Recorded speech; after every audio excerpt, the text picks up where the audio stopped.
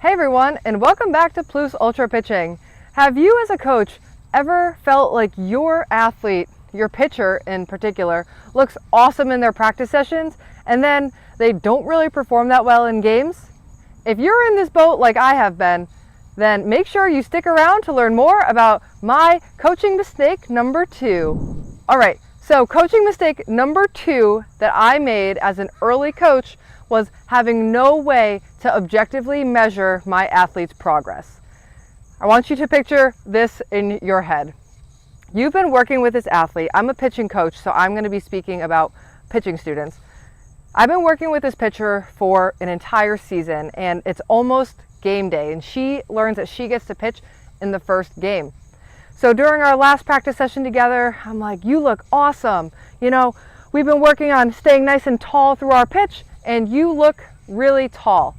You're going to do great tomorrow. And then I get a call, and it did not go that well. Walked a lot of batters, gave up 5 runs in the first inning, hit even more batters. My pitcher is feeling really discouraged and also very confused because the week before I told her she looked great, but then in the game, it did not go that well. So the problem with having no way to objectively measure our pitchers is that they have this conflict within themselves when they feel like they do really well at practice and then their game time data doesn't match up with that. Or they feel kind of like they accomplished something, but they have no real way to say, yes, that was awesome. Or even for failure, right? We have no way to really define like, listen, you need to work on this weakness. So this best solution that I found for addressing this problem was in creating pitching workouts. And just a shameless plug here, we do provide free pitching workouts for all of our YouTubers. Check out our shorts or subscribe to our newsletter. More on that later. But I use these pitching workouts as a way to measure how many strikes my pitchers are throwing and how consistent they are. We also use metrics like our consistency calendar, where I measure how often they practice outside of our lessons on pitching.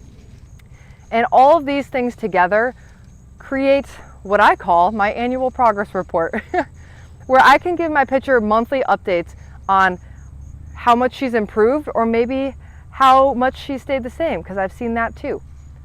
And it's a really great way for pitchers to go into this season with a little bit more realistic expectations.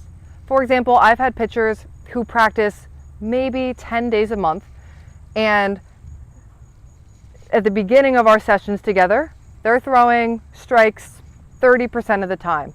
And after 9 months of working together, they're throwing strikes 30% of the time. So they just don't really see any improvement. And on the flip side, I've had pitchers who will practice for at least 20 days out of a month. They'll come in throwing 30% strikes at a time, and after 9 months, they're throwing 50% strikes at a time. So these pitchers see almost a 50% improvement after the course of 9 months. And when I tell them that, just before game day, they go into game day knowing that there's a 50% chance they're going to throw a strike, and it gives them some of that confidence back. It gives them a real measurable way to show their progress. One of my favorite quotes is, "You cannot improve what you don't measure." So please avoid making mistake number 2 that I made as an early coach and having no way to measure your pitcher's progress.